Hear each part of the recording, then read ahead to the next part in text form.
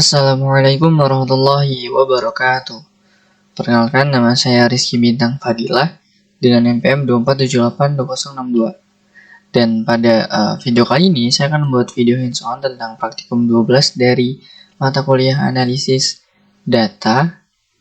Nah, di praktikum 12 ini kita tuh disuruh untuk mengolah data dengan algoritma, kalau saya tuh kebagiannya random forest ya.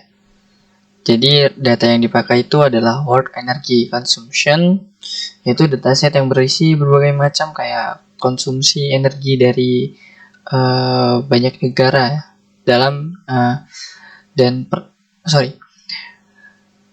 Isi datasetnya adalah konsumsi energi dari berbagai negara ya, dari banyak negaranya. Jadi sini saya akan menjelaskan tahapan dari awal untuk mengerjakan lab 12 ini. Oke, langsung saja kita lanjut langkah pertama, yaitu ada import library. Jadi langkah pertama kita harus mengimport dulu library atau pustaka Python yang kita perlukan untuk lab kali ini. Di sini yang pertama saya mengimport library Pandas. Pandas itu digunakan untuk mengolah data, mengelola datanya, membersihkan data, lalu mengolah tabel data dan lain-lain. Pokoknya dia ini fungsinya untuk mengolah data untuk digunakan nantinya gitu. Selanjutnya ada NumPy. NumPy ini buat data-data numerik. Lalu ada Matplotlib PyPlot ini untuk memvisualisasikan dari datanya gitu ya, membuat visualisasi kayak grafik lalu dan lain-lain. Selanjutnya ada Google Colab Import Files. Ini gunanya untuk mengupload file data yang akan kita gunakan nanti. Lalu selanjutnya ada modul sklearn, model selection, train, test, split. Itu tuh modul yang berfungsi untuk membagi dataset menjadi data training dan testing, sehingga model tuh dapat dievaluasi dengan baik tentunya. Lalu selanjutnya ada modul sklearn pre-processing. Importnya adalah label encoder. Nah, kalau ini fungsinya untuk mengubah data kategorikal atau data kualitatif seperti nama negara gitu, kayak jadi angka gitu. Karena algoritma machine learningnya hanya memproses angka ya untuk random forest ya. Selanjutnya ada modul sklearn ensemble, import random forest aggressor, random forest classifier.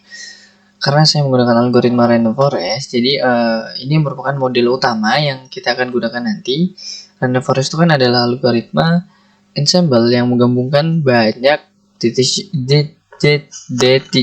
decision tree untuk menghasilkan prediksi yang stabil dan akurat tentunya.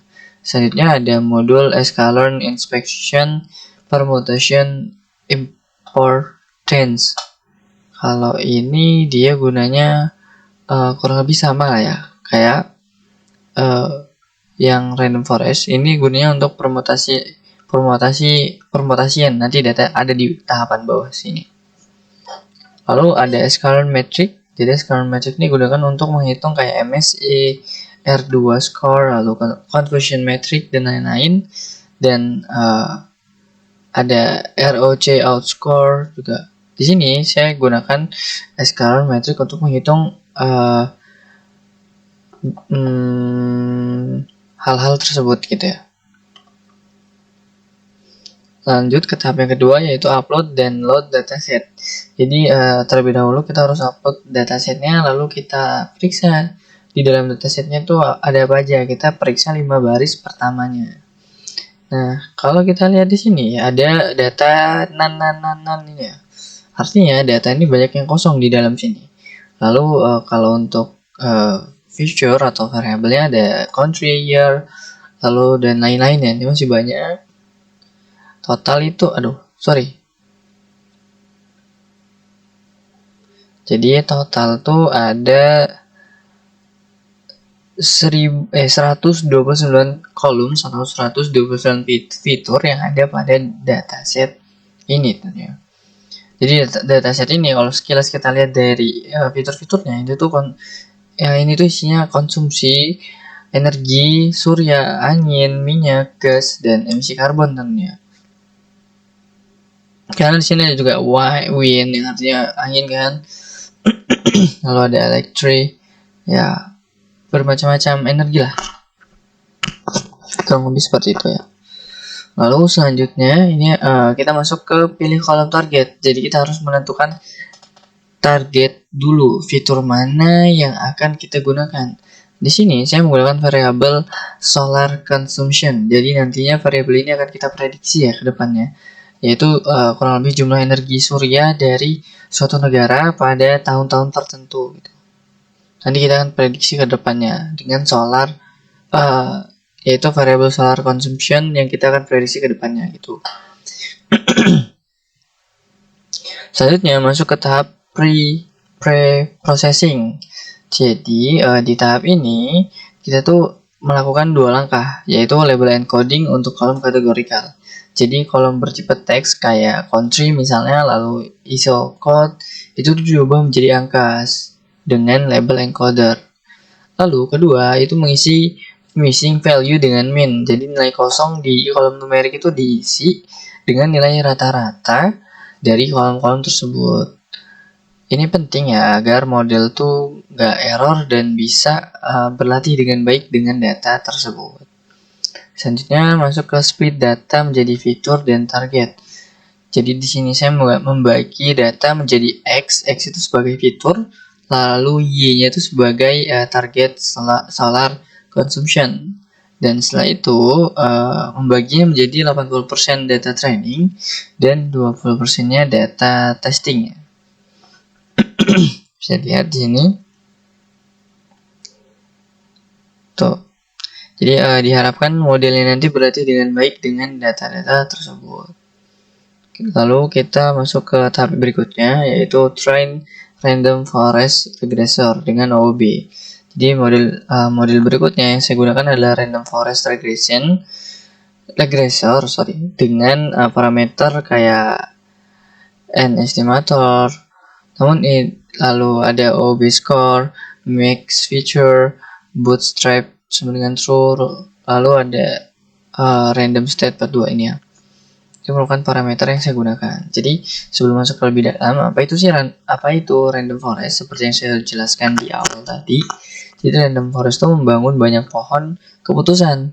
Masing-masing dilatih dengan data yang dipilih secara acak. Hasil dari seluruh pohon tersebut digabungkan sehingga menjadi model yang lebih akurat lah dan tidak mudah overfitting. Lalu di sini kan ada OOB score nih. Apa sih OOB score itu? OOB score itu punya kepanjangannya ya ternyata. Adalah out of base score. Jadi ini itu adalah skor evaluasi otomatis dari data yang tidak terpakai saat proses bootstrap tadi. Dan lalu di sini dalam model data ini dia tuh punya sekitar 0,955000528 dan lain-lainnya. Ini angkanya lumayan banyak. Jadi ini tuh menandakan performanya itu sangat baik tentunya. Lalu yang ke-7 tahap berikutnya evaluasi regresi. Jadi setelah kita latih modelnya, kita akan lakukan prediksi pada data testing dan mendapatkan hasil evaluasi sebagai berikut nih. MSE 2821.6757 bla bla bla ya. Lalu untuk R2 ini ada 0.90477559091 dan selanjutnya gitu ya. Nah, apakah MSE ini tuh baik? Jadi pada dataset ini naik konsumsi surya tuh sekitar bisa mencapai ribuan hingga puluhan unit ya. Puluhan ribu unit ya, sorry. Karena MSE ini ngukurnya tuh dari kesalahan dalam skala kuadrat. Wajar jika kayak nilainya cukup besar gitu, 2821.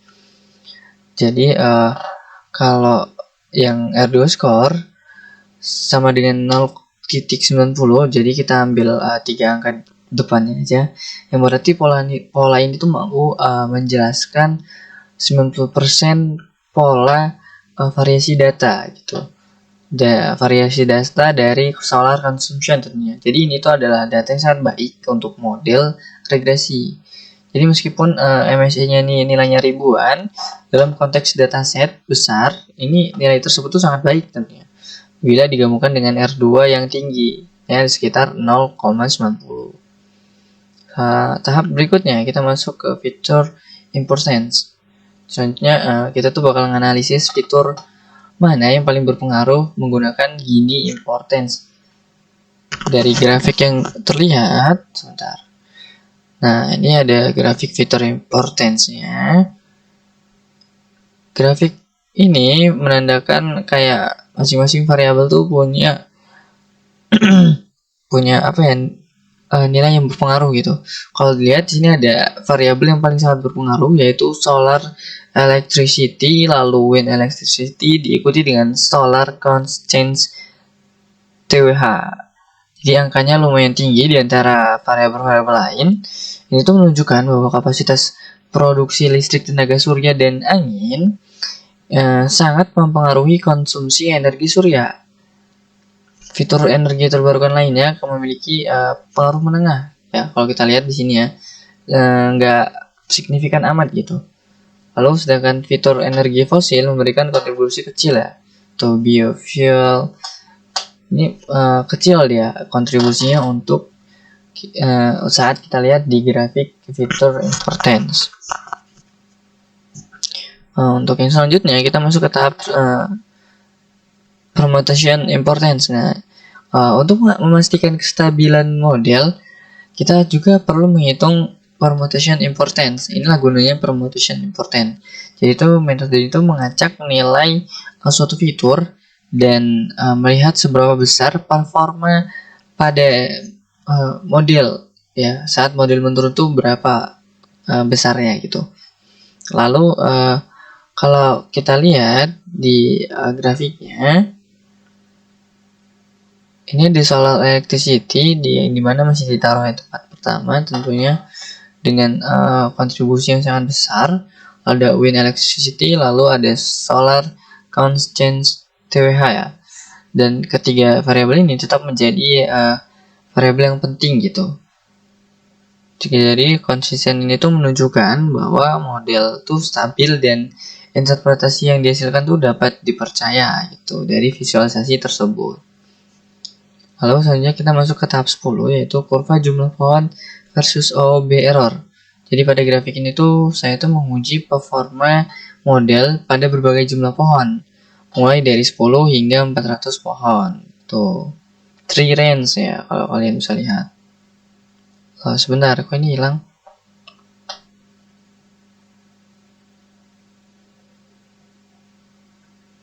Bentar. Apa harus dijalankan dulu ini? Dari datanya. Kita jalankan dulu bentar. Kita jalankan import dulu, library-nya dulu. Ada sedikit kesalahan di sini.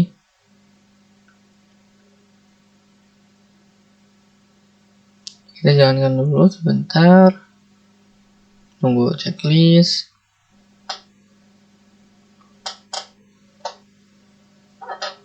Lalu baru kita masukkan datanya kembali. Kita lihat mana nih datanya, saya simpan di mana ya tadi? Oh ini.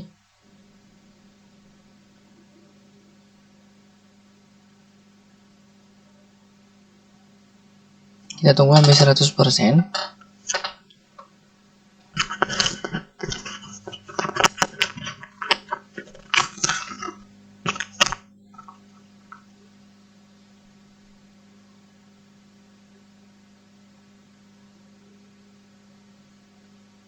Agar si ini ya tuh muncul ya hasil dari langkah ke-11 nya 10 apa 11 tadi 10 ya. Nah setelah selesai upload datasetnya, kita bisa jalankan kembali datanya. Kita perlu data baru mengenai bootstrapnya ya.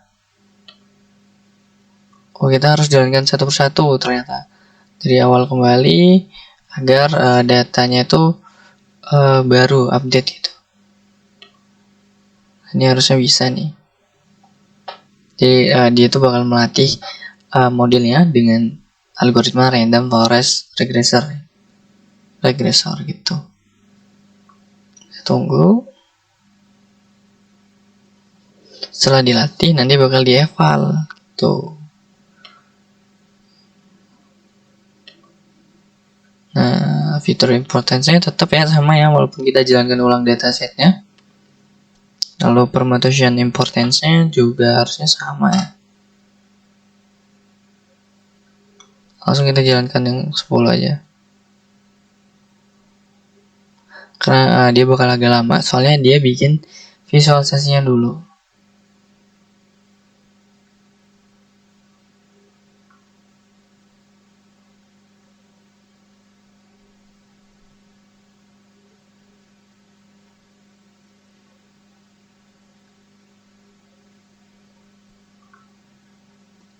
Sebentar. Sudah 40 detik berjalan setelah kita mencet hal ini.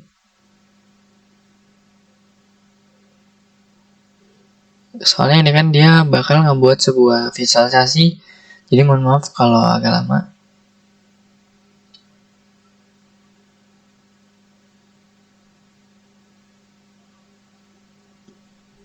Mungkin kita bakal lanjut dulu ya. Jadi kita lanjut ke langkah 11 dulu, yaitu ROC outs atau targetnya itu bakal dijadiin binner. Jadi untuk analisis tambahannya, saya itu menghitung ROC outs-nya itu menggunakan model klasifikasi. Karena si ROC outs-nya hanya dapat dihitung pada tugas klasifikasi saat saya tuh mengubah solar consumption ini menjadi 2 kelas berdasarkan median. Kayak kelas 0 itu konsumsinya rendah, 1 itu konsumsi tinggi. Nah, setelah dilatih menggunakan random forest classifier, hasil evaluasinya adalah menghasilkan data sebagai berikut, yaitu ROC outs-nya itu ada di 0,9995 dan seterusnya, lalu akurasinya ada di 0,9957, lalu F1 score-nya ada di 0,99540, lalu ada conversion metriknya juga di sini ya tentunya. Oh, nah ini udah jadi, tapi nanti kita skip dulu ntar.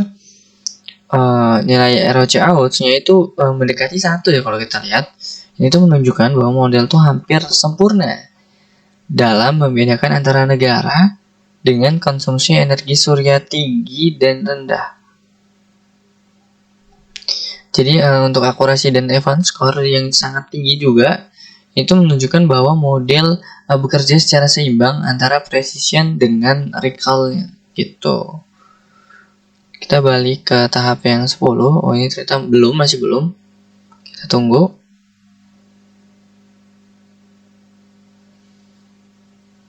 Untuk hasilnya emang agak lumayan lama ya, soalnya visualisasi seperti yang saya bilang tadi.